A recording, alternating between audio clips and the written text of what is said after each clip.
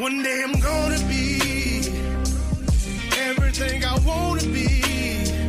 I don't let it get the most of me. One day I'm gonna be free. I wanna be everything I'm gonna be. My future right in front of me. One day I'm gonna be free. I wanna be free. From the depths of darkness, a voice emerges. A host with a fire burning in his soul. With a heart of steel and a spirit unbroken. He rides on two wheels ready to claim his throne. Amidst the chaos and the thunderous roar, insane wheels rise as a force to be reckoned with. Fueled by the power that only metal can bestow. He takes his stand, refusing to submit. Insane wheels hear his battle cry. A metal mayhem that will never die. With vengeance roaring, he paves his way. A legend in the making, day by day.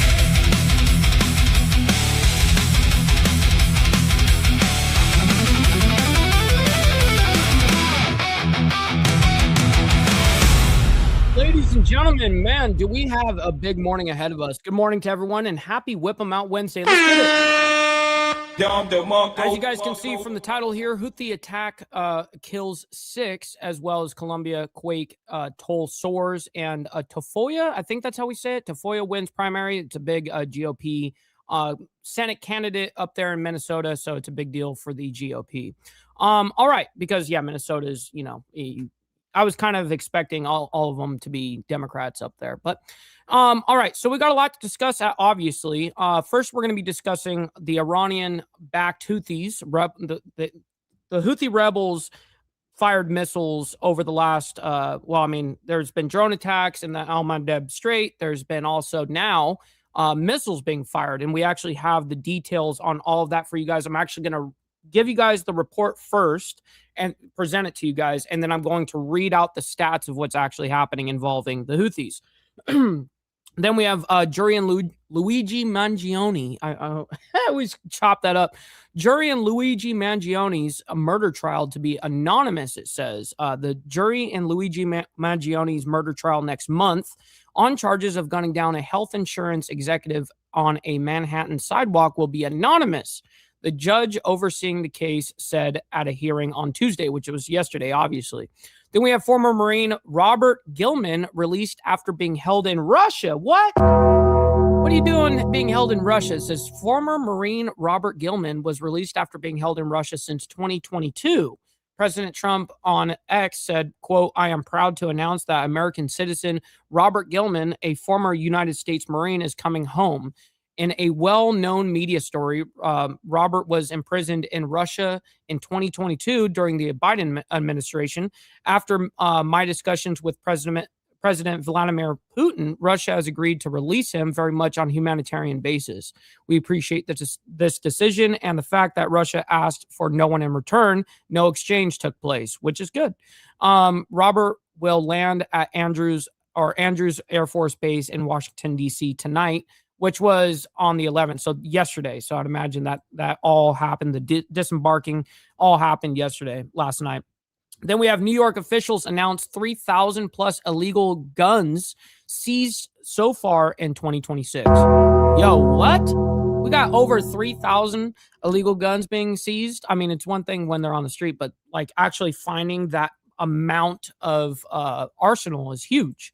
And then we have more than 3,000 missing after Colombia earthquake as death toll rises. Now, sadly, this is something that I was telling you guys that we're going to be looking out for during, this whole earthquake thing. We did the same thing with Venezuela. We're doing the same thing with this.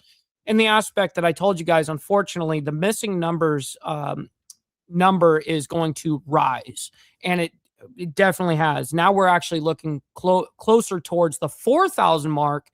When we just, we put on the thumbnail this morning that it's 3,000 plus. And here, let me bring it up for you guys so you guys can see it again. Yes, 3,000 plus missing, but now we're actually looking at almost 4,000.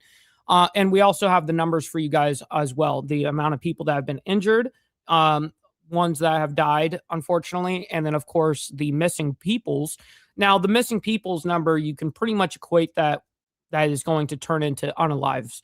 That's the unfortunate, sad part about missing peoples is it turns out, usually in death, sadly, objectively.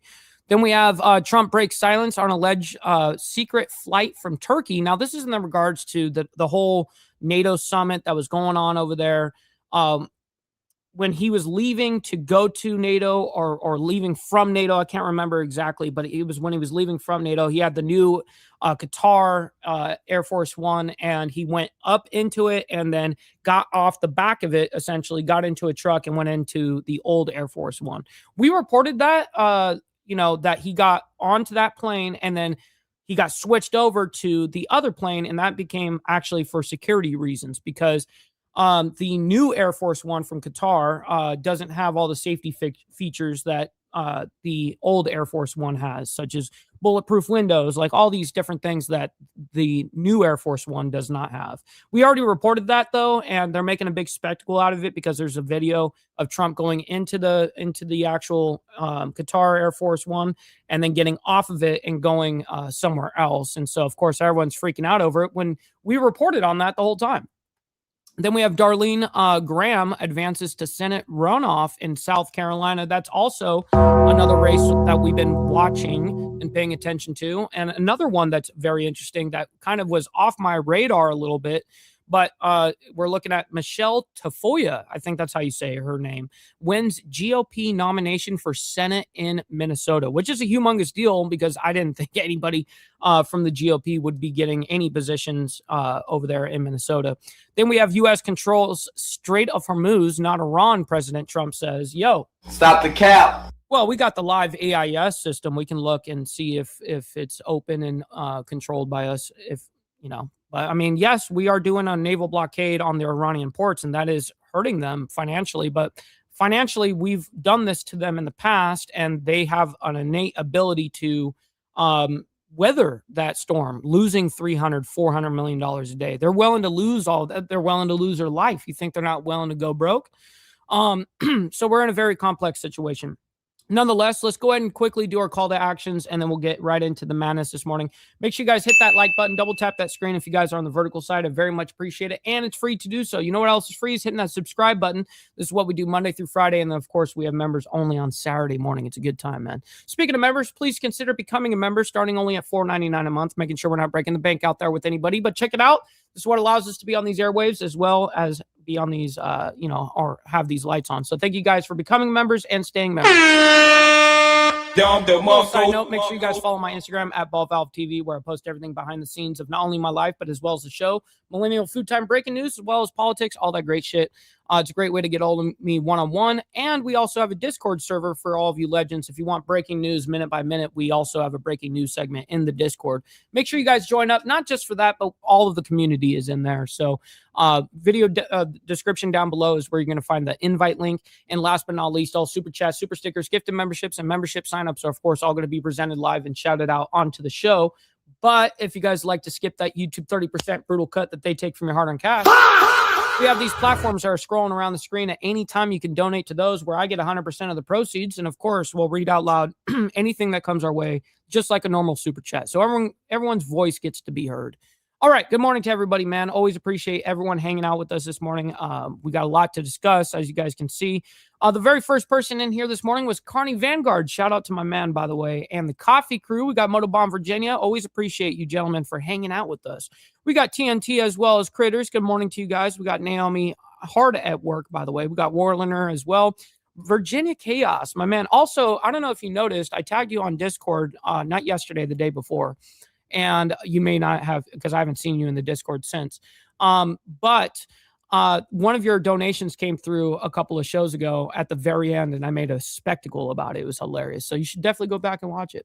Rabbit of Chaos, good morning to you. We got KP as well, and Mr. Big Boss, my man. Always appreciate you. We got Charlie Rose as well. We got Chasing Ghost as well. Good morning to you. We got Easy Frank. Shout out to my man. We got OG Steve Easy. Shout out. Let's see. We got Brad as well. Good morning to you. Let's see. We're running our way down as fast as possible. I promise. We got No Grow. Good morning to you. Great to see you. And make sure you guys hit that like button. Yes. And Super Obama. Yes. Those.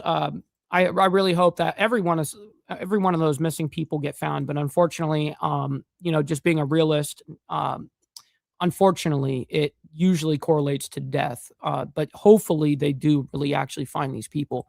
We got Quick Shoe as well. Good morning.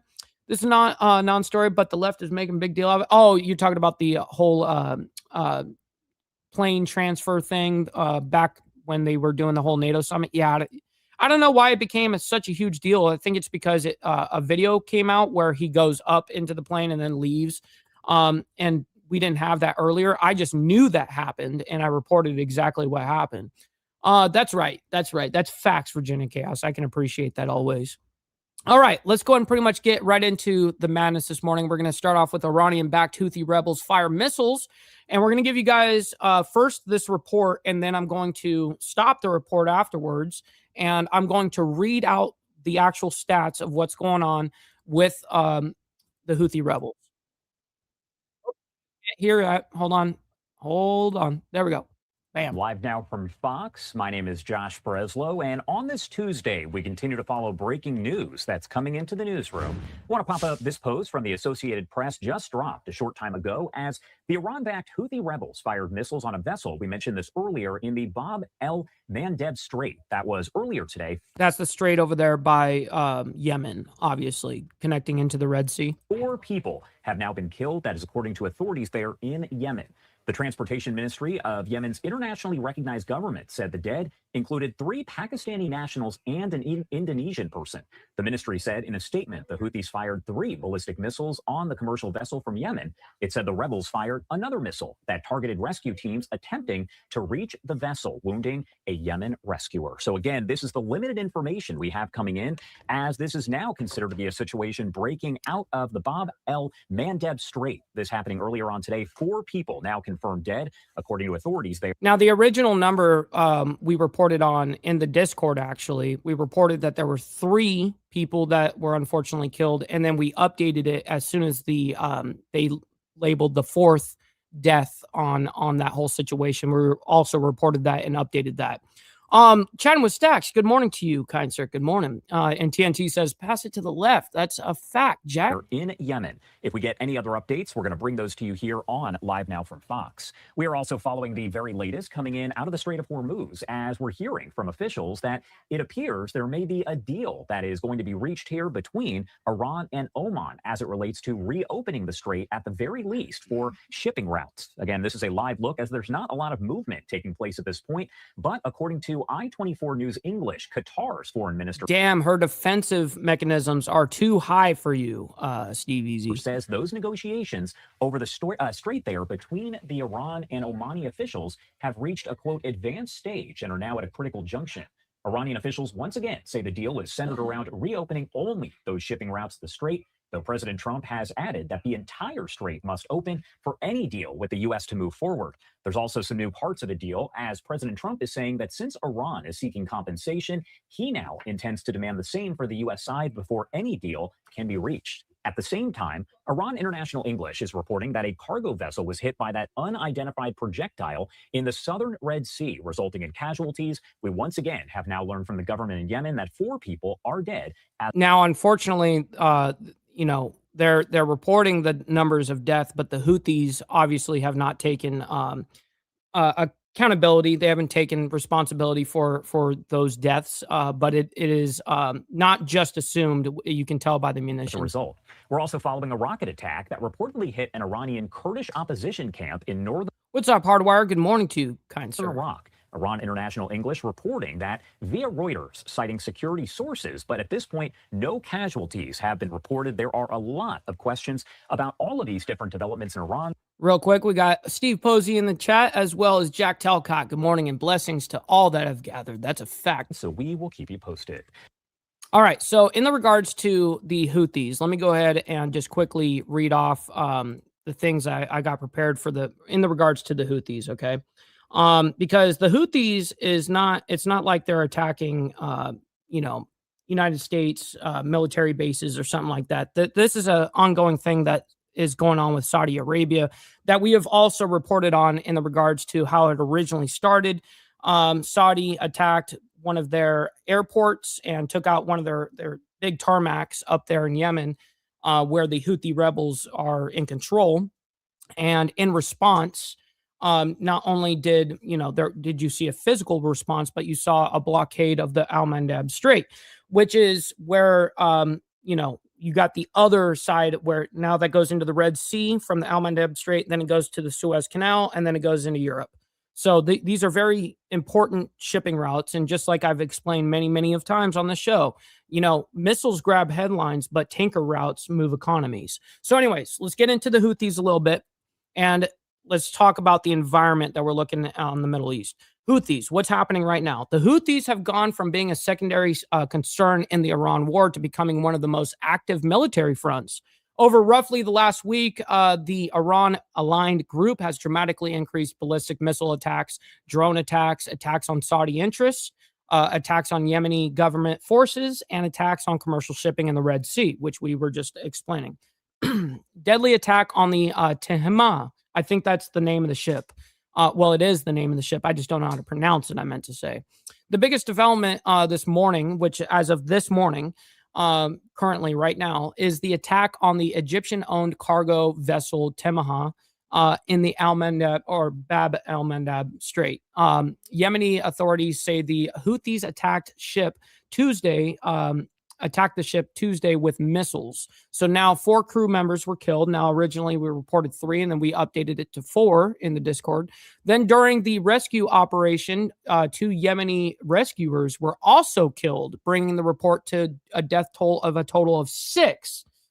This is especially important because it represents a return to lethal Houthi attacks against commercial shipping in the Red Sea. The Bab al-Mandab is also strategically critical. Of course, we've explained this many of times of the shipping routes that the international waterways that connect the world.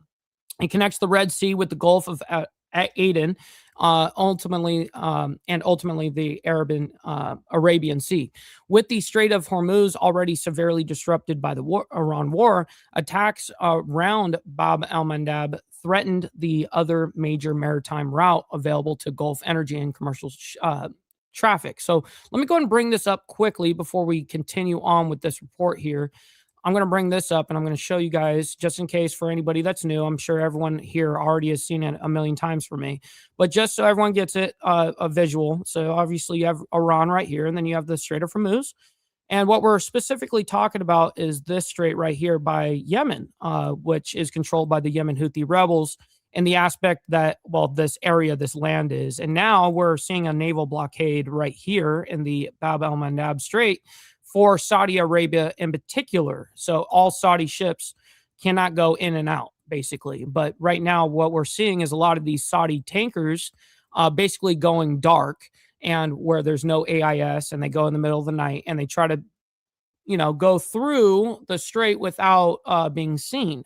Now, that's what essentially was happening on this last attack. So let me go ahead and bring up this again. Okay, so let's see. Reuters reports commercial traffic through the Bab al-Mandab has fallen from roughly 50 vessels per day to around 32 as the threat has increased, which I'm sure insurance companies and also Saudi, because Saudi was a big aspect of the ones going in and out there as well. But I'm sure insurance companies at this point for the cargo on the ships are probably getting a little antsy. They're probably getting a little nervous. So number 2, Saudi oil ships are now going dark. That's exactly what we were just talking about. This is brand new reporting from Reuters this morning, by the way. Saudi oil tankers operating from the Red Sea are increasingly turning off their AIS tracking system, which is basically their radar, but on an internet level kind of thing where it's based off of satellite. But anyways, because of the Houthi threat. That means publicly available shipping tracking systems can no longer reliably determine how much Saudi crude is leaving through the Red Sea. The Houthis declared what they call a naval blockade against Saudi Arabia on July 20th, which we reported on July 20th and the 21st and all the way through this. Since then, their campaign has included threats or attacks involving Saudi oil tankers, the Saudi port energy complex around Yanbu, and Saudi-linked commercial shipping, and the Yazan refinery also was struck. Saudi Arabia is consequently shifting more oil north towards Egypt, obviously, instead of them going through the Bab al-Mandab Strait down south, they're going straight north to Europe. In simple terms, Saudi Arabia is changing how it moves its oil because of the Houthi threat. That's a major strategic event or effect, even before considering the physical damage from individual attacks. So, number 3, the Houthis have opened a major Yemen offensive. This isn't only about ships. On August 6th, Houthi ballistic missiles and drones struck Yemeni government military camps in Marib and Hadramaut. Now, that's what we also reported on during this time when it was all happening on August 6th. You can go back in the Discord and see in the breaking news segment. At least 30 government troops were initially reported killed, with officials warning the toll could rise. The Houthis acknowledged the operation and said that they were targeting what they described as Saudi military deployments. This was one of the deadliest Houthi attacks on Yemeni government forces in years. So we got a whole bunch. We got another operation that happened. Mocha, or I think that's how you say it. Mocha has been hammered with missiles and drones. The Houthis then expanded the offensive toward Mocha. I don't know if I'm saying that. I don't know how to say the place. Okay. I'm illiterate as fuck. A strategically important government controlled Red Sea port. Multiple waves of ballistic missiles and drones struck Mocha and its port over the weekend. Yemeni military officials reported 7 people were killed and approximately 30 wounded in one of the major attacks. Those casualties included both military personnel and civilians. The port matters because Mocha provides an alternative Red Sea shipping facility outside Houthi control. So attacking it isn't merely about hitting Yemeni troops. It threatens another piece of the Red Sea's commercial infrastructure. Now, again, we're talking about shipping routes and all these things. That's truly what moves economies. So now the United Nations is now warning about a return to full-scale war. This is another point that I'm looking to emphasize that I want. This is why we're talking about it. We're watching the escalation of the region, and I think it's important that we emphasize all of this. The recent Houthi attacks have become serious enough that the UN Special Envoy for Yemen, Hans Grundberg, has publicly warned about Yemen sliding back toward full-scale conflict. Remember the context. Yemen's civil war never truly disappeared. You got a lot of people that's still fighting in that aspect. The 2022 truce dramatically reduced the intensity of the fighting. And what we're watching now risks undoing the relative calm.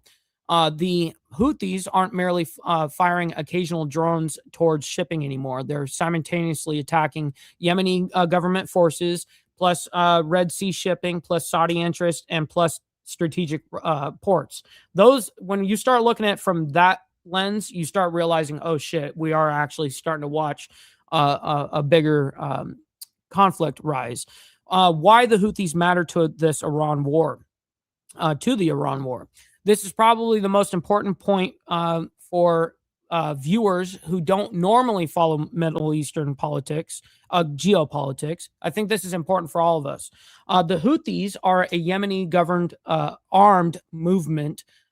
So they're not governed. They're Yemeni armed movement aligned with Iran. So the Yemeni government does not actually, the actual Houthi rebels are not a part of their government. They just happen to be like the cartel that is able to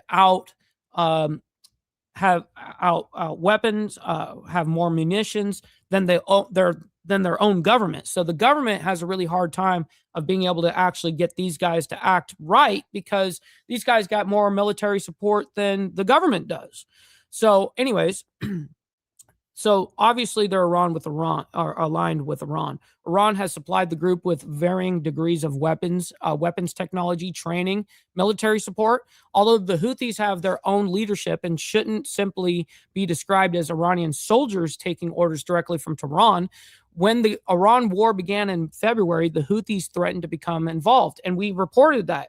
We were talking about how they were threatening the Bab el-Mandab Strait. And we were saying we're going to be keeping an eye on both of these straits and how they're going to be moving. And I actually was surprised that the Houthis kind of waited until this point to get involved. I thought they were going to get involved right away, and I'm surprised that it took this long, to be honest. Initially they were comparatively restrained. Now that has changed dramatically. The Houthis are applying military pressure on the southern side of the Arabian Peninsula, while Iran confronts the United States and its regional partners farther north. So obviously we all know why the Red Sea matters and what it's connected to and what it is. So I'm going to bring up the map one more time just to show what the map, or where the strait is located on a geographical landscape. So you've got obviously the Strait of Hormuz, like we showed earlier. Then we have the Bab el-Mandab Strait right here, and then it goes into the Red Sea, and then it goes into the Suez Canal. And this is where you'll see, all the shipping going in and out from, right here at Egypt, and they go into the rest of Europe. That's instead of them going all the way down below Africa and going all the way around, which is a lot of fucking fuel to burn, all to just go all the way around Africa. It's ridiculous. So these two straits are humongous for shipping into especially Europe. And so this is just an interesting thing to be keeping our eye on. Anyways, that's enough of that. We got that out of the way. Now let's go ahead and get into jury and Luigi Mangioni's murder trial to be anonymous. This came out yesterday. Let's go ahead and bring this up. We'll quickly discuss it. Here we go. You're watching live now from Fox. Welcome in. I'm your host, Christy Matino. Before we take you back out to some live events, we're continuing to follow this breaking news. If you are just joining us, we shared this a very short time ago, as we're recently learning that the jury in Luigi Mangioni's murder trial next month. What's up, Mr. Al Patterson? Good morning to you, kind sir. Good morning. On charges of gunning down a health insurance executive on a Manhattan sidewalk will be anonymous. This is all according to the judge overseeing the case as we're learning this breaking news. New York State Justice Gregory Caro. Oh, shit. Steve Easy. I didn't see that. Yeah, I'm going to have to look into that. Did not explain why jurors would remain anonymous. While not the norm in U.S. criminal trials, judges often decide to shield jurors' identities from the public in high-profile cases where there is concern jurors may be subject to harassment or intimidation. Mangioni is accused of shooting United Healthcare CEO Brian Thompson outside a hotel in December 2024. Now, the killing was widely condemned by public officials, but became sort of emblematic of many Americans' frustration with health insurance industry practices.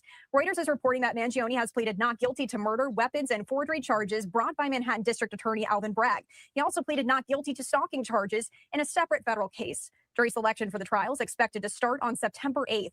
Now, at today's hearing, Carl also ruled that an overflow courtroom would be made available for the press and the public to witness the trial if the main courtroom fills to capacity. Now, prosecutors say they can prove Mangioni's guilt with hundreds of hours of surveillance video, fingerprints, DNA, a cell phone, a gun with matching ballistics, and a notebook in which Mangioni allegedly wrote of hating insurers and wanting to kill. Mangioni's lawyers have revealed almost nothing about their potential trial strategy, though a July court filing indicated they might argue Mangioni lost control of his actions due to an extreme mental health breakdown. They have not conceded that he was the shooter. Thompson led United Health Group's insurance unit before he was shot dead in the early morning outside a hotel where an investor conference was taking place. We already know that aspect of the whole story. I was just interested that in the next month trial, the jury is going to be anonymous, which is interesting. All right. Let's go ahead and move on into former Marine Robert Gilman, released after being held in Russia. Now, this guy was actually being held since 2022 under the Biden administration. And he got released. And I think, yesterday. Yes. And with zero exchange. Wow. So there was zero exchange that happened to make this happen. Let's go ahead and bring this up and figure it out. You're watching live now from Fox. Welcome back. We're following some breaking news here. We're learning that a U.S. Marine veteran has been released from Russian prison after over 1600 What's up, Straight Jacket? Good morning. days of detention. This is just coming into our newsroom here, and this is a post coming in from Secretary of What's up, Tiffany? Good morning to you as well. State Marco Rubio. As we're learning, United States Marine veteran Robert Gilman was released from Russian custody today on humanitarian grounds after 1,666 days in prison. This is according to Fox News and this post here from Secretary Rubio. As he says today, after more than 4 years of detention in Russia, Robert Gilman is on his way home to be reunited with his family. Mr. Gilman joins over 100 Americans whom President Trump has freed during his second term in office. We thank Russia for working with Special Envoy Steve Witkoff to release Mr. Gilman and allowing him to receive the necessary medical treatment here in the United States. While we appreciate this positive step, we are still seeking the immediate return of all other unjustly detained Americans, including wrongful detainee Stephen Hubbard. The president will not stop until all unjustly detained Americans are home. We're learning some more information. Gilman is a U.S. citizen and was arrested on January 17th of 2022 in Russia and sentenced to a total of 10 years in prison. So, Brad, right now, I think he's being held in New York prison right now. I think that's where he's at. While in custody, he was subject to harsh and abusive treatment, putting him into a, quote, catatonic state. And that's according to a Gilman family representative, Kieran Ramsey. Now, in a Friday interview with Fox News, Ramsey detailed the events that led to Gilman's arrest. And I just want to read a portion of it to you here. And this is the quote: "If we back up in November of 2021, he's on his way to Moldova. Oh, I'm sorry. So he's not even supposed to travel to Russia. But in his travels, he gets violently ill and ends up having to stop in Moscow. He ends up going..." In what regards? So I know you're talking about the shipping routes. What will I think will help in what regard? Going to a relative's with the house Houthis attacking because of this illness. In January of 2022, after what he thought was a full recovery, he goes to the U.S. Embassy to renew his passport, but en route, he becomes violently ill again. And at that point, the Russian police approach him thinking he's drunk, claiming that he assaults them, and then they proceed to assault him and arrest him and charge him, and that nightmare has exponentially expanded since that point. Once again, that was a family representative speaking to Fox News. Now, the U.S. State Department referred to Gilman as a wrongful detainee and said his release was part of an exchange with Russia, telling Fox News that no other concessions were provided. Yeah, there was no concessions. There was no trade-off. It was just a release. President Trump also weighing in on this. This is going to be a bit small on your screen, but I'm going to read it to you. Now, earlier when we were at the very top of the whole show, when we were giving you guys the layout of what we were going to be presenting this morning, I actually read half of his statement here. Full. It says, quote, "I am proud to announce that American citizen Robert Gilman, a former United States Marine, is coming home. In a well-known media story, Robert was in prison." Okay, so to answer this, Steve Posey, I'm assuming that you're talking about if there's less attacks over there in the aspect of the Middle East. Well, of course, if there's less attacks going on or threats, you're going to see more movement, and it's kind of like what was happening with because we watched shipping go from 200 roughly in that range, 200 ships down to basically 20 ships. So and then during the time of, there was a time actually that there was 0 ships essentially going through, maybe 1 or 2. But now we're actually seeing, so there's also other reports, Gary, that there's anywhere from 200 to 250, 280, 300, 380. There's all those numbers, but at least if you guys are looking at it from a minuscule scale, let's just call it 200. We're seeing about a 10% about movement. Now, when you start seeing more threats and shit going down, you're going to see that 10% that is left. You're going to see that even get less and less and less, unfortunately. So that's just how it's going to go every single time. Once it calms down, you start seeing traffic, of course, pick up. In Russia in 2022 during the Biden administration. After my discussions with President Vladimir Putin, Russia has agreed to release him very much on in the regards to the Suez Canal. They're already utilizing that as much as possible, but right now the Houthis are making it hard at the Suez Canal as well as they are at the Bab el-Mandeb Strait. They're attacking kind of coordinated. They're kind of doing that on both sides on purpose to basically lock Saudi as much as possible. Humanitarian basis. We appreciate this decision and the fact that Russia asked for no one in return. No exchange took place. Robert will land at Andrew. Which I got to give a W that there was no exchange that actually took place for this prisoner since 2022 in Russia, in a Russian prison. It's pretty incredible. We got Brother So Loud as well. Shout out to my man. Good morning to you. Air Force Base. Let's get the likes up, everybody. Tonight, where my representatives, some of whom are on the plane with him, will welcome Robert back to the United States of America. I just spoke to him, and he had one request: a great cheeseburger when he lands. I will take care of that.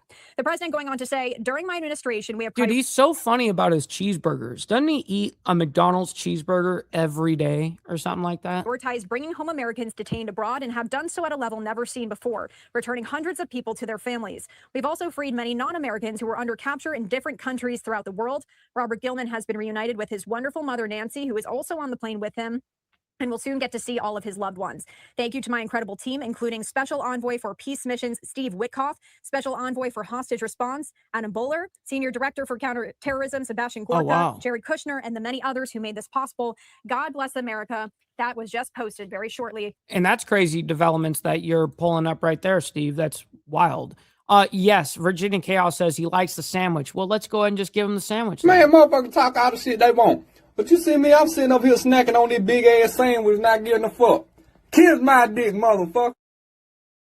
It is true. Also, guys, let's get the likes up, man. We got to get those likes up. Double tap the screen if you guys are on the vertical side. I very much appreciate that. We put a lot of hard work and dedication, as well as research into all of these, what we present. Anyways, we do have something coming out 21 hours ago, right after we did our show yesterday morning. This came out basically a couple hours later. New York officials announced 3,000 plus illegal guns seized so far in 2026. Damn. That's a lot of firearms for them to be picking up. But let's go ahead and bring this up. Figure out what's happening. Right now, we do have a live event that's getting underway with NYPD Commissioner Jessica Tisch and other officials. Let's lift up the audio here and listen in. We crossed that 3,000 gun mark on July 27th. What's up, John? Less than 2 months after reaching 2,000 guns in early June. And since then, our cops have recovered more than 200 additional firearms, bringing this year's total to more than 3,200 guns so far. This milestone is a direct result of the NYPD's precision policing strategy, putting officers where and when they are needed most, identifying the people and the groups driving the violence, and taking guns out of circulation before they can be used to harm New Yorkers. And the numbers are so clear. Through the first 7 months of this year in New York City. Yo, extra surprise, by the way. Appreciate the jewels being thrown around in the chat. Appreciate that. Good morning. Murders, shooting incidents, and shooting victims in recorded history. Major crime is down nearly 7% citywide, and public housing recorded its safest first 7 months since tracking began, with the fewest murders, shooting incidents, shooting victims, and robberies on record. Those crime reductions are driven by the work of NYPD cops, but they are also the product. And good morning to you, by the way, Gary. Of partnerships that allow us to move quickly, to share intelligence, and to build stronger cases. One of the most important is this Gun Violence Strategies Partnership. At 10 a.m. each weekday, more than 30 local, state, and federal law enforcement agencies and partners, including all 5 districts. Do you guys remember about 2 weeks ago? Well, actually, it may have been maybe a week and a half ago at this point. I don't know. But nonetheless, do you guys remember that New York City has been going through a lot of shit lately in the news, and we've been covering it. And Jessica Tisch right here has come out and spoke on the show before, and I'm just sitting there going like facepalm. I'm like, this is your police commissioner? Attorney's offices and both U.S. attorney's offices for the eastern and southern districts of New York. We come together to share intelligence, to review recent violent felony arrests, and focus their combined resources on the people driving gun violence in New York City. This morning marks that group's 5th anniversary and 1,200th consecutive meeting. Since August 2021, the group has focused on approximately 4,100 subjects with repeat arrests for gun violence felonies, the small number of people responsible for a disproportionate share of the shootings in this city. In 2026, 85% of our gun violence cases have resulted in remand or bail being set at arraignment. And I want to be clear, those are the cases that come through this group. Across all felony arrests, that figure is just 14.2%. I want to thank Chauncey Parker. Yeah, no kidding. Everything's considered an illegal gun over there. For his leadership of this partnership and for his many years of public service, the NYPD created this initiative because no single agency can solve gun violence alone. A lead developed by a patrol cop can expose a larger trafficking operation. Evidence from one shooting can connect a suspect to violence in another borough. Information shared with a prosecutor can help turn an arrest into a case that keeps a violent criminal off the street. That is exactly what this partnership is designed to do. It brings the right agencies together, it puts critical information in the right hands, and it allows law enforcement and prosecutors to act on that information in real time. That partnership is an important part of the broader strategy that has helped us take more than 3,000 guns off of our streets this year, and none of it. I would like to know, like, if are these firearms illegal because they're, like, let's say ghost guns or something like that, or are they 3D printed guns? Are those the type of illegal guns we're talking about? Are we talking about you confiscating Mac 10s and shit, or are you guys confiscating shit that the rest of America would consider legal? Now, that's obviously, we're not going to essentially know that, because I highly doubt that she's going to start naming what kind of firearms that she got. They're just all illegal, right? Would be possible without the cops who put themselves in harm's way to get those guns off of our streets. They carry out that work with skill and judgment, whether they are making an arrest on the street, entering a home under a search warrant, or building an investigation over the course of months. Their work is driving shootings to historic lows and saving lives across New York City. And let me be clear, we are not letting up. The NYPD will keep pursuing the people driving gun violence and taking illegal guns off of our streets.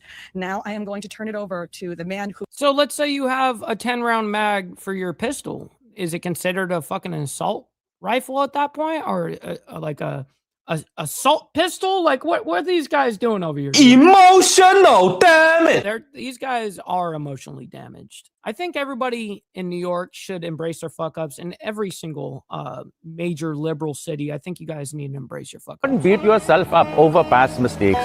You are going to fuck up again in the future, quite possibly in a most spectacular fashion.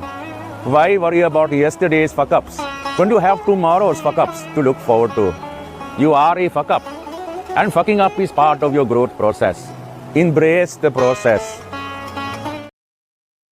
We shall always embrace the process over here at Insane Wheels. You know the deal. Who has led this program since inception. He created it 5 years ago while he was at the NYPD, and he has been working for 40 years across Good morning, the span Richard. of an incredible career, building partnerships between agencies. And what's up, David? Good morning to you. To do exactly this kind of work. The great Chauncey Parker. Thank you so much, Commissioner. Congratulations, Commissioner, to you and to your amazing NYPD. So I do see a couple of guns on the tables in front of them. Obviously, those are some confiscated guns. I see 2 pistols on the left side, and maybe even 3, and a rifle. So far, what I can see. And then on the right side, I can see a pistol, maybe 2 pistols, 3 pistols on that side, and it looks like an AR up there.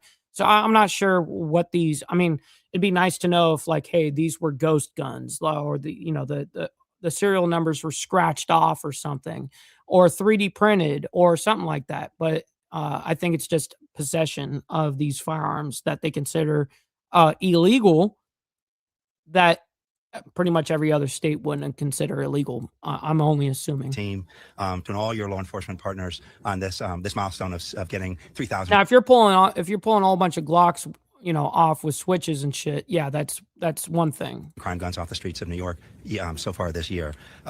You and your team have done so much to keep New Yorkers safe, and we're very grateful. The New York, New Jersey HIDA is a federal. I've used it multiple times today. What are you talking about? Grant that invests in law enforcement partnerships to build safe and healthy communities. And one of our greatest investments is the Gun Violence Strategies Partnership. As the Commissioner talked about, is that the GVSP is led by the NYPD together with every federal, state, local law. I got you. You know what? This goes for this guy speaking too. Why are you gay? You are gay. I have found a lot of politics and governmental officials that do these meetings, these press conferences, all of it. Sadly, they don't give a shit. This is them stroking each other off. Like, look at us. Look, we're fucking awesome. Look at what we're doing. They don't care about the public the way that that me and you guys, you guys care about it, or me. it's looked at it totally different. It's just a place for them to like stroke each other off. And I watch it happen in local government here where I live. It's amazing because it's truly never in the best interest of the people. It's always in the best interest of them and why they do their things. And every move, trust me, every single politician that is running for an election, not only once do they win, now every decision that they do is to keep themselves elected. You know, it's just a ass backward system. Enforcement agency in New York City, every single one, 35 agencies and beyond. And together they formed a truly model national partnership, a team of teams, unprecedented anywhere in this country. Every weekday morning at 3 o'clock, NYPD detectives look and see who's been arrested in the last 24 hours for a gun violence felony, shooting someone, robbing someone with a gun, illegal possession with a gun. They get the list of those people who meet that in the last 24 hours. Then they see, and plus something else, plus they're on parole, or they're on probation, or they're previously convicted of a gun violent felony, or they're out on a gun violent felony from another county, and now they've been arrested again for a gun violent felony. They're laser focused on the very, very small number of people who are shooting people and hurting people in New York City. Well, good. If you're legitimately targeting people that are felons, like an actual legitimate felon in possession of a firearm, I can understand those kind of things. But if these guys are just possessing, what I see to be legal firearms, unfortunately, New York State looks at it totally differently, right? Anyways, that's enough of these guys. I'm done watching these all these people just stroke each other off. Anyways, we'll just move on. So more than 3,000 missing after Colombia earthquake as death toll rises. Unfortunately, at the very beginning, I was telling you guys that is the number I'm going to be paying attention to most. Anytime that we have any type of big catastrophic event on a Mother Nature level, the number one thing that I'm watching for is missing people's numbers, because unfortunately, those missing people numbers oftentimes correlate to people that, the death count, unfortunately. So let's go ahead and bring this up.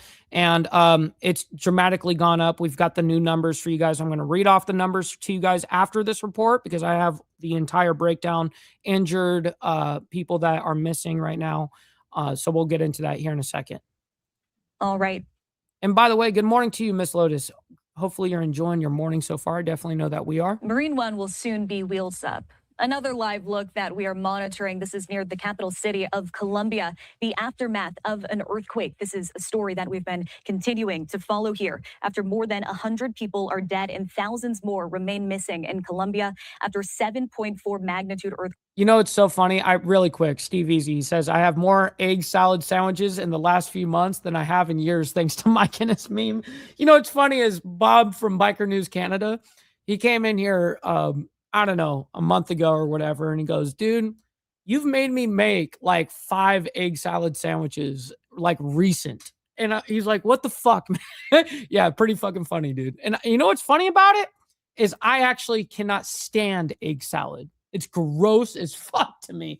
Like I can't even smell it. Quake rattled the country yesterday. Right now, rescue teams are searching through the rubble in several Colombian cities. Yes. And South Florida is also coming together to help. Fox's Amy Gallo joins us live from Florida. Amy, you're at a local nonprofit already gathering donations. What's the latest? Alexandra, I'm at the Global Empowerment Mission headquarters in Doral, Florida, and this is where volunteers are already gathering together, sorting through supplies they've already received for Colombia. That earthquake just happened. So this is over there in Florida right now. Yesterday. Now, at the same time, they are also still collecting boxes of supplies for Venezuela, as that nation also went through too. And Venezuela is still extremely suffering. I mean, what happened to them was catastrophic. I mean, super catastrophic as well. Catastrophic earthquakes just 7 weeks ago. We are calling on the Gary. diaspora community of South Florida and the United States to, come together and once again, do what we did for Venezuela for Colombia. We are calling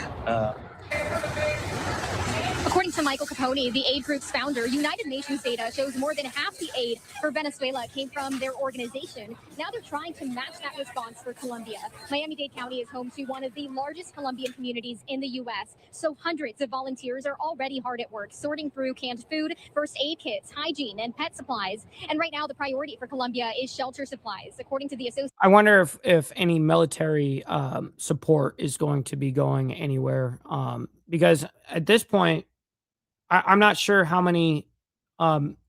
much equipment and personnel is being used in Venezuela right now. But then I wonder if we're getting, stretched a little thin here. Now, the thing is when it comes to this, I hope that countries from around the world will also provide, just like they did with Venezuela. I was very proud of the world, actually, how many governments and people got involved from all over the globe to help that situation and try to help as much as they can. So God bless them. Press, around 1,600 buildings are damaged or collapsed in several cities. But unlike Venezuela, people in Colombia can still get a lot of immediate needs like food and water, which is why GEM and local government officials are asking people to consider monetary donations. Build some of these kits or collect these needs or these products here and then ship them. Whereas in Colombia, we can purchase them, and that $100 you're going to spend on, aid or hygienic products will go double or go no kidding. farther way in Colombia. I bet you what she's talking about there is, I bet you she's 100,000% correct. But unfortunately, if you don't have the supplies to be able to in your own country, then that's the issue, right? Like if you actually have that, the supplies to deal with that, then sure, I think sending money would be better used over there, because you get double or triple or even quadruple the amount of supplies than what we are spending to make what we're giving them is basically 20 or 25% of what they would be getting if they just bought it there. But I think the problem is they don't have, supplies like that, I would assume. A GEM crew is already on the ground in Colombia. They're assessing the need, and they've compiled a list of the most important things for Colombians right now. And that make sure you tell Lee we all appreciate him. Hopefully he's doing well. List can be found on the Global Empowerment Mission website. That's globalempowermentmission.org. You can also donate there. Back to you. All right. Of course, very powerful volunteer efforts coming in the wake of this devastating tragedy. Amy, we thank you so much for joining us here on Live Now. All right. And let's see if they bring up. Oh, they do bring up. What is this? From Mamdani? Oh, shit. Mayor Mamdani from New York City. Our hearts are with the Colombian New Yorkers who have lost loved ones, are trying desperately to reach family and friends, and are living through the devastating aftermath of this morning's earthquake in Colombia. We know the impact of this earthquake is being felt across the region, and we are holding our Ecuadorian and Venezuelan neighbors in our thoughts as well. To every New Yorker with family and loved ones in the affected areas, you are not alone. Our city stands with you. As we learn more, we will continue to share information and resources available to those impacted by this tragedy. That felt like the most basic political post you could ever make there. Okay, let's see. Okay, nothing else in there. Okay, we're going to move on from that. Now, let me go ahead and read this. As of Wednesday morning, August 12th, which is today, the latest reporting on Colombia's magnitude 7.4 earthquake is, now this is coming out from Reuters. Deaths is 250 plus. Reuters now reports toll has surpassed 250.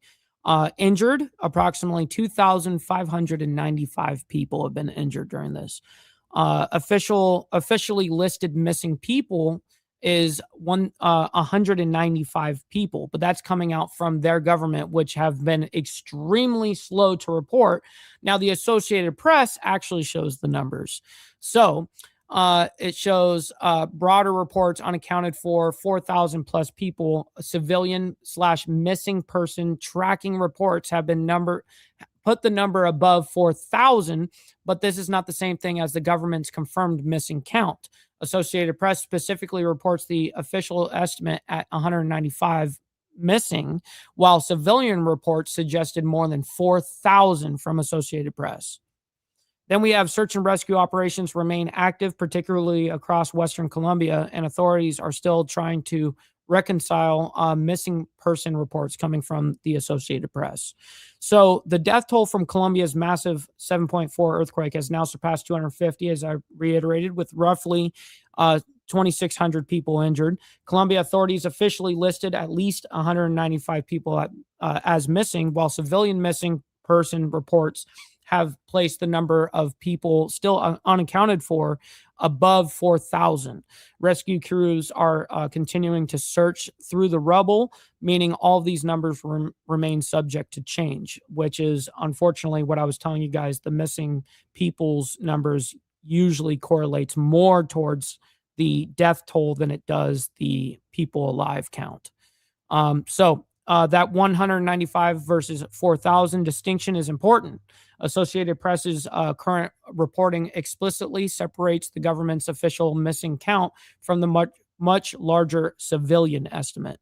All right, so that is that part. Now we're going to get into a little bit of what Trump, it looks like here. It says, Trump breaks silence on alleged secret flight from Turkey. It was that whole ordeal that everyone's talking about that we reported back when it actually happened, but now it's a big fucking deal because they saw a video of Trump going into the Qatari Air Force One and then getting off, going into a truck, and then being taken to the other Air Force One. And we reported exactly why that happened. It's because of security reasons. The original Air Force One has all of those security details that the new Qatari Air Force One did not have yet. And maybe they do now, but they didn't at the time.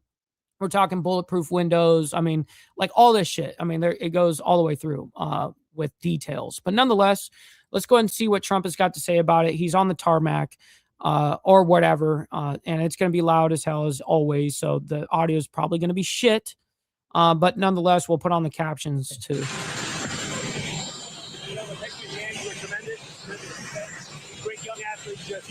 God damn, can they just ever get the audio ever correct on the tarmac? That's why I'd rather not even watch or listen to it, you know, but I'd like to hear what he has to say about it. And we had a great time in Ohio, a fantastic time in Ohio.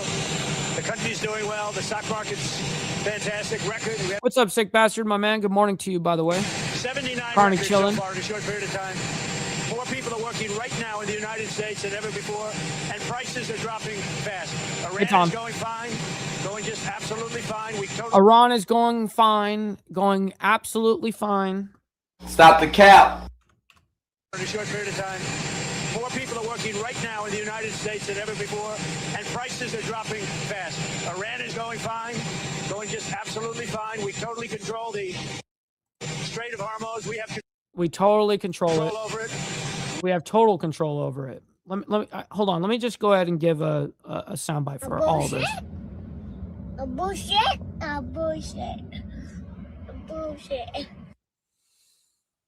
Yikes. Denied. All right. Nobody else, only us. Our Navy is unbelievable, and things are going And great. yes, our Navy is absolutely unbelievable. No doubt. We are the strongest force on the planet. Mr. President, can you tell us about your ride on the airport catering truck in Turkey? Why did you need to do that? Well, it's only up to Secret Service. What's up, Mountain Woman? Good morning. Like to do. So I go by Secret Service and the military. So there, and that's exactly what I would assume him to say right there. He goes, listen, on the whole regards to the plane thing, him transferring from, over there in Turkey or wherever he was when it all happened. No, it wasn't Turkey. It was the NATO summit. But anyways, what I'm getting at is if Secret Service tells him, hey, you're not going to be taking a plane ride in this, you're going to be going over here. Yeah, the president's going to be like, okay, I mean, what the fuck? He has to move accordingly to Secret Service. If they tell him, listen, you ain't taking the ride today in this thing, he's not taking that ride. I promise you.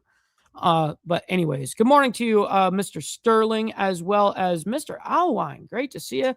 We got Ashton in the chat. Appreciate you for hanging out with us this morning. And yes, of course, I try to stop by all my friends' places that are doing shows or whatever. I try my damnness, but I'm only one person, so it is hard. So I was in Turkey, but just follow what they like to do. So I go by Secret Service and the military. They wanted me to go on a different flight, a different plane, equal safety, but they wanted me to do it, so I do it. I do what they say. Why did they want you to do that? And listen, and exactly that. Obviously, and the chick that's saying, well, why did they want to do that? Well, obviously, there was a threat, and we reported that. We reported that there was a whole threat on the whole thing, and we told you guys.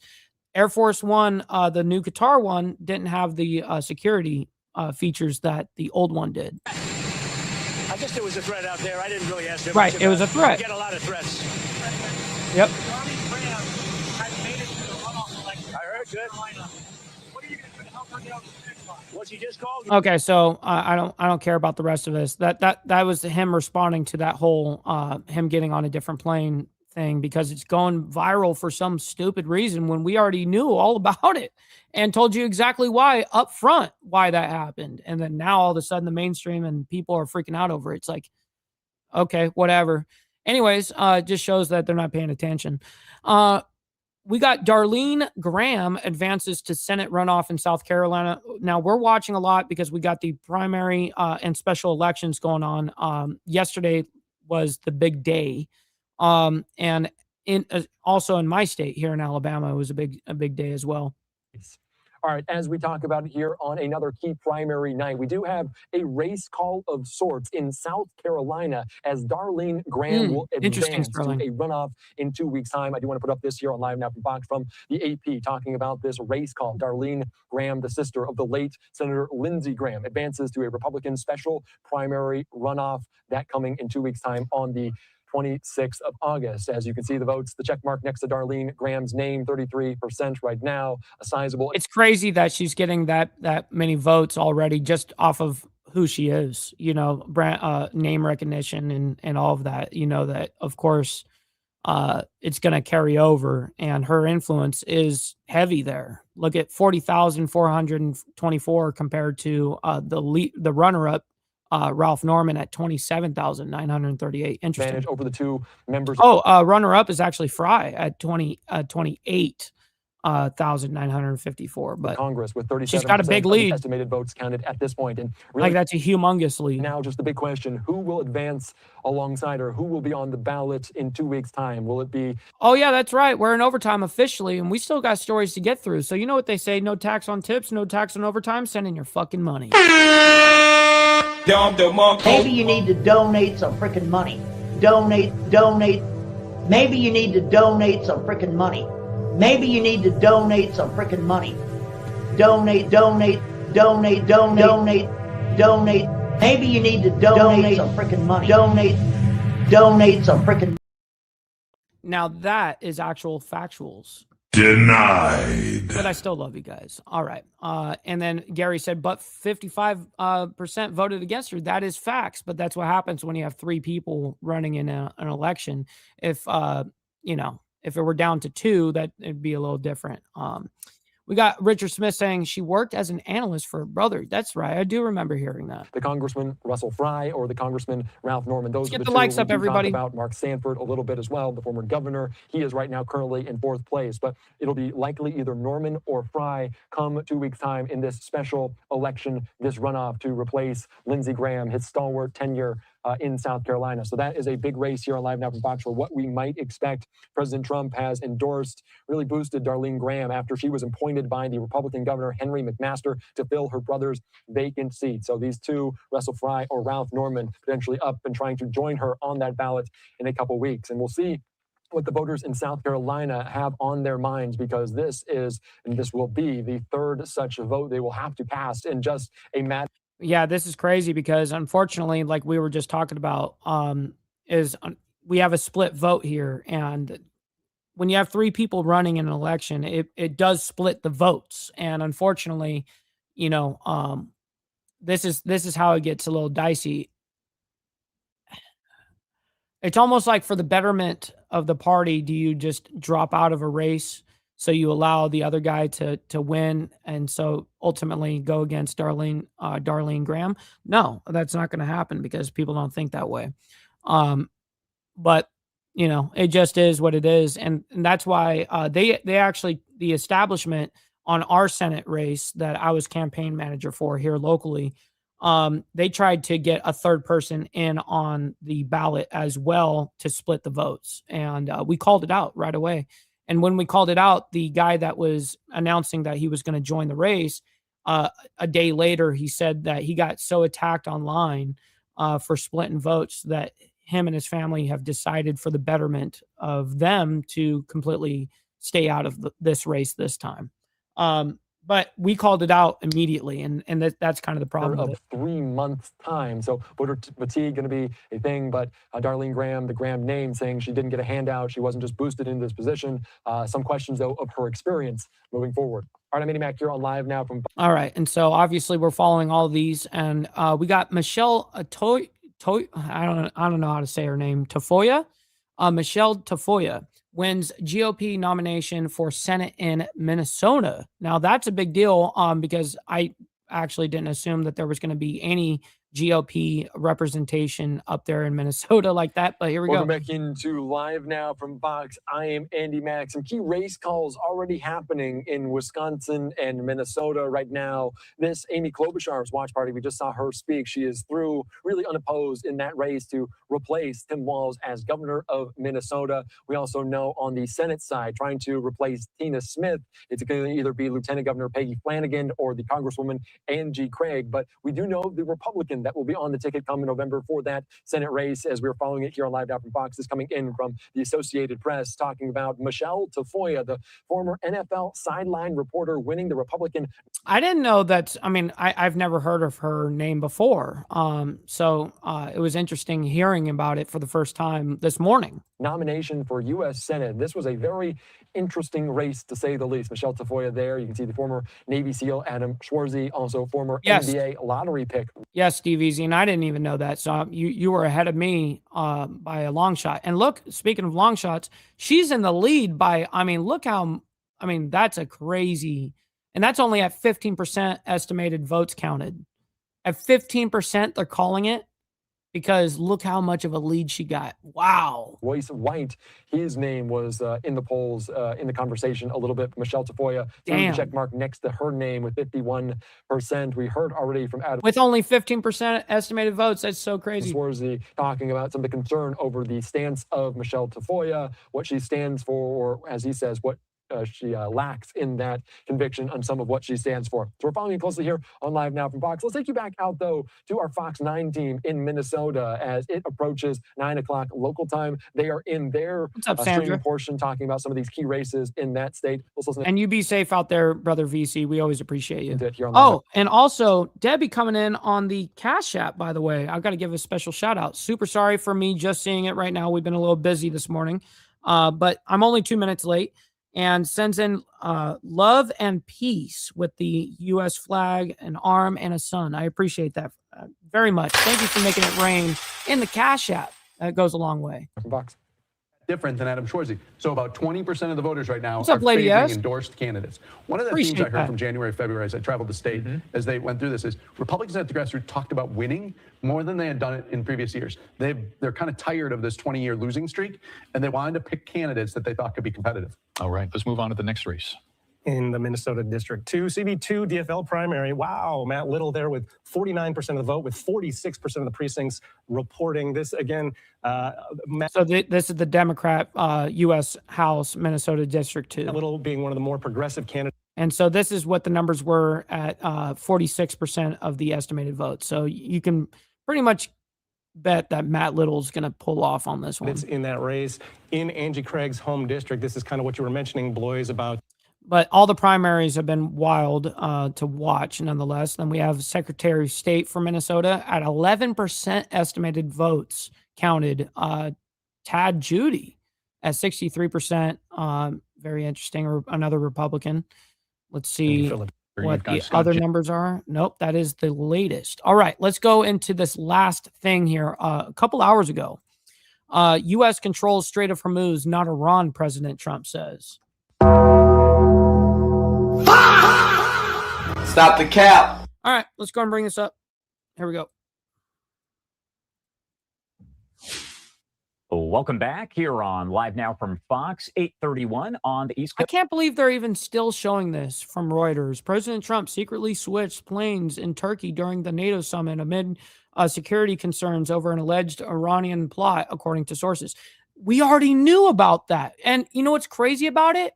Is Reuters also reported on it back then. So now they're acting like, oh, now it's secret. Like, now, Jesus Christ, because of a video that surfaced of him getting on that plane, him getting onto and then out the backside into a truck, moving him into the other Air Force One. It just made this huge headline that is, it shouldn't even be a fucking headline.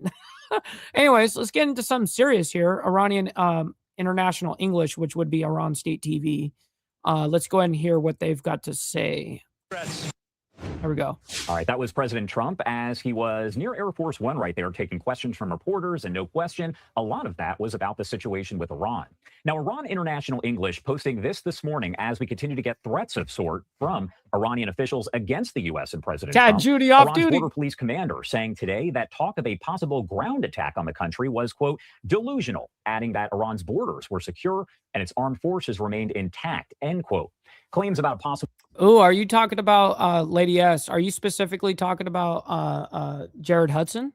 Ground attack on Iran are delusional, he said, and enemy movements can never undermine the country's authority and security. He said the deaths of... What's up? We got my man.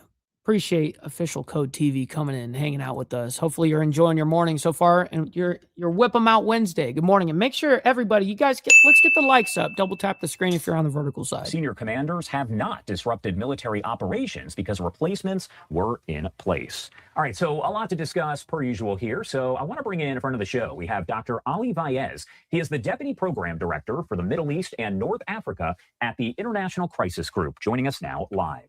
Thank you so much for taking the time to be here with us today. Good morning, Who's this guy? It's great to be with you. And of course, the first I don't remember this guy. thing that I want to talk to you about relates to exactly what I was just discussing, and that's this post right here coming in from Iran International English about a potential ground attack by the U.S. on the country, calling it, quote unquote, delusional. Is that delusional, or could you see it actually happening at some point? I think it.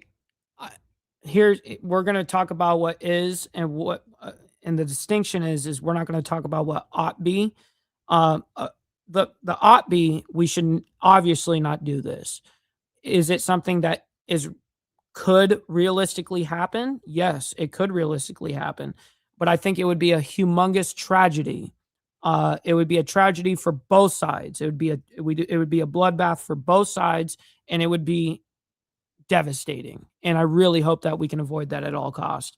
And real quick, we got my man Official Code TV, by the way, sending in a Cash App showing support for the show, sending in a 5 spot. I very much appreciate that, kind sir. Thank you for the love like you show, man. Appreciate that. Well, ground invasion in the sense similar to what happened in Afghanistan and Iraq is really not on the cards, because that would require the U.S. to deploy upwards of... that's interesting, Lady S. I thought you were referencing my state, but yes, that's sad because kind of the same thing happened in our state. 1 million boots on the ground. Iran is a country 4 times the size of Iraq, 5 times the size of France. It's just impossible to imagine that with the very difficult landscape that exists. And he happened to be a Navy SEAL as well, by the way. In Iran, that the U.S. would be pursuing land invasion. What cannot be ruled out is the possibility of invasion of some of the islands in the Persian Gulf that Iran has been using to put pressure on the Strait of Hormuz. But even there, it appears that the U.S. military is reluctant because those islands are not fortified and U.S. troops would be exposed to Iranian attacks from the mainland.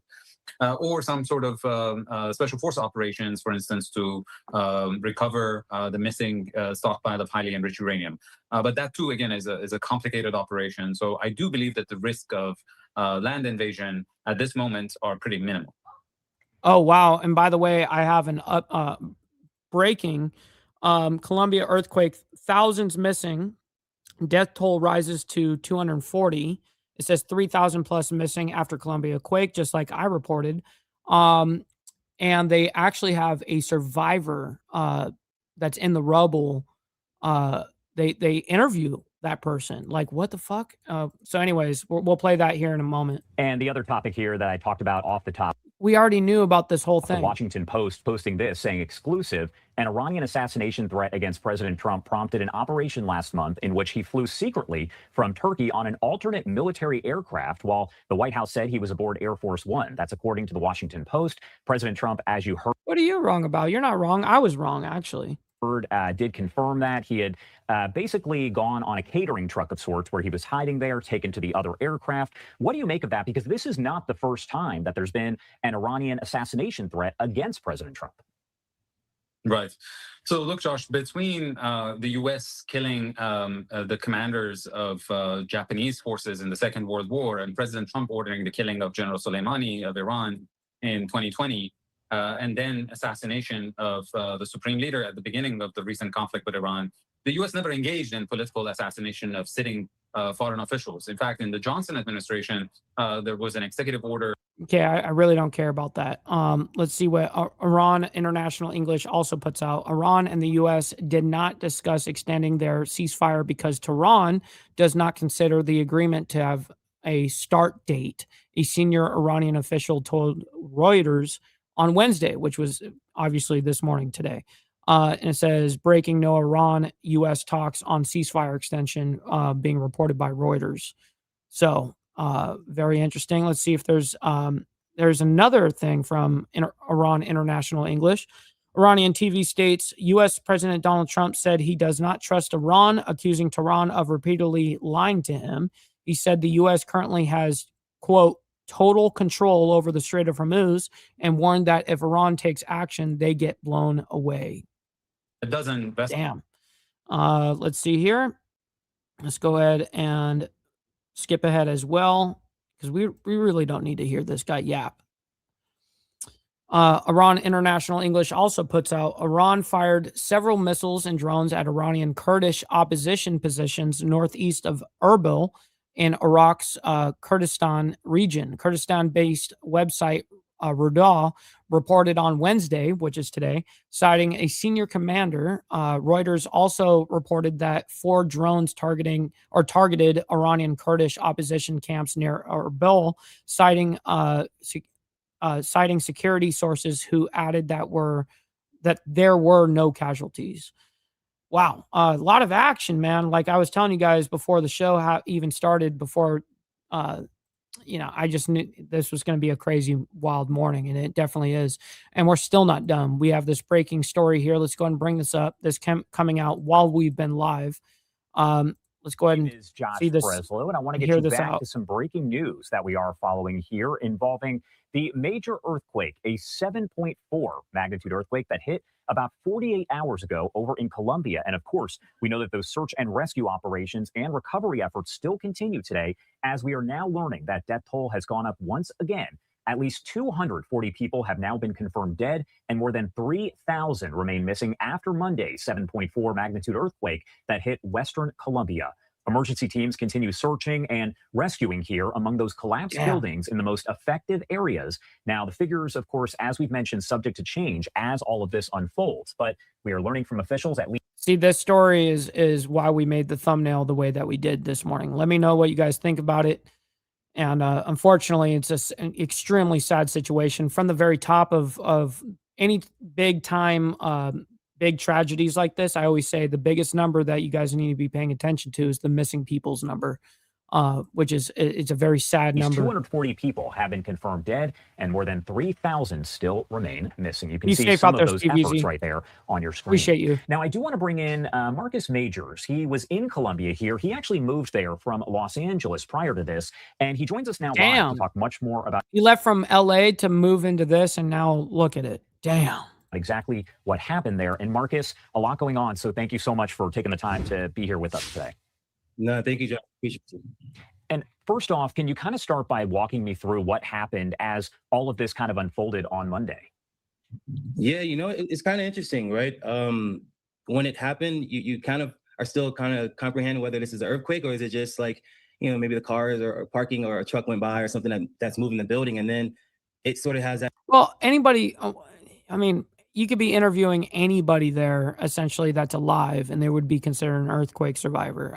I thought they meant that they were talking about someone that was stuck in rubble, because originally they showed an image of that, and so they kind of did a little clickbait on that kind of shit. But nonetheless, we'll still hear just a little bit from the guy, and then we'll skim through it. And it jolts you out of bed, right? And I was telling a friend, I've lived in LA and I experienced quite a few earthquakes, but nothing. Of course, that's where I'm straight from Southern California, man, born and raised.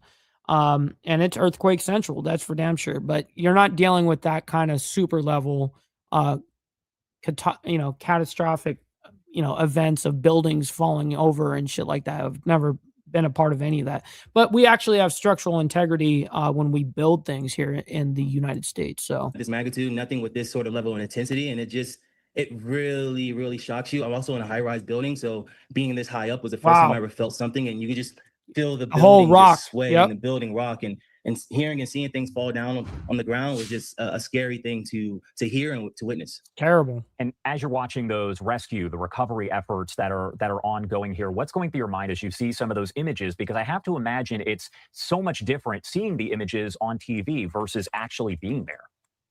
Yeah, I think that's the biggest thing, right? Like for me, I'm here in Medellin, Colombia, and it hit us, right? But you're thinking this is something locally just to your area, and then you start to get the updates and you see the news reports and these videos, and you're like, no, there are other parts that got hit way worse, from Chocó to Cali to many of the neighboring regions. And for me, initially, my brain just wired to. And Cali got extremely messed up, and not only did Colombia get messed up, I mean, neighboring Ecuador also got hammered. It's just terrible. Like, look, I'm safe now. What can I do to help? How can I, pull in all my friends to do something? Have you had a kind of time to reflect on all of this? As I mentioned, it's been 48 hours. This just happened 2 days ago. A major earthquake. You have thousands of buildings that. What's up, Mr. Josh Phillips? Hopefully that you're enjoying your morning so far. I definitely know that we are. Been damaged or destroyed. Those are, again, some of the images. So have you had a chance to really even begin to process what happened? It's honestly impossible. It's impossible to sit. It's impossible to rest. Just this morning, I've been up early in the morning because I'm organizing a big initiative here in Medellin to raise and collect funds and items and perishable goods and things like that. And so it's really hard to, some people can't even sleep now. You never know if it's going to happen again. Obviously, we all know about aftershocks. Yeah, aftershocks is one of the biggest things that you need to be watching and paying attention to. But I don't need to hear this guy ramble anymore about it. We know major earthquakes are terrible. This is some of the images that we were seeing earlier. Let me go ahead. It's actually an image from one of the rescue efforts there, as sadly, officials are now confirming that the death toll has gone up once again to 240, with more than 3,000 people missing in Colombia at this point. Now, as far as the numbers of missing, that might not be correct. It might actually be higher because essentially what's coming in is this citizen-run website that's providing the details from family members. But if you can't access that website or don't know about it, you may not be able to post on there. So more than 3,000 people missing at this point. And they're showing the number is going towards closer to the number of 4,000 right now. So anyways, ladies and gentlemen, that's terrible. A chain of events that have happened. Obviously, we're going to do our best to, of course, keep up on all these stories and stay on top of all the reports. So listen, ladies and gentlemen, I can't thank each and every single one of you guys enough for allowing me to do this Monday through Friday. And then, of course, members only on Saturday morning. Thank you guys to the members that make this happen. Listen, we're going to be back tonight for the Diamond Effect, 7:15 p.m. Central Standard Time. It's going to be a good time. And actually, we're bringing on a guest. I don't know the guest. It's AB's guest. And so I'll be doing a little bit of the less talking because when guests come on, I just allow them to have the floor, and it's AB guests. I'll let him, make the questions and all that stuff. So I'll just chime in when it's necessary. All right, ladies and gentlemen, we'll be back tonight, but for more of the world's madness, of course, we'll be back tomorrow morning, 10 a.m. Central Standard Time. All right, much love, honor, respect to you guys. God bless everyone. Be safe out there. From the depths of darkness, a voice emerges, a host with a fire.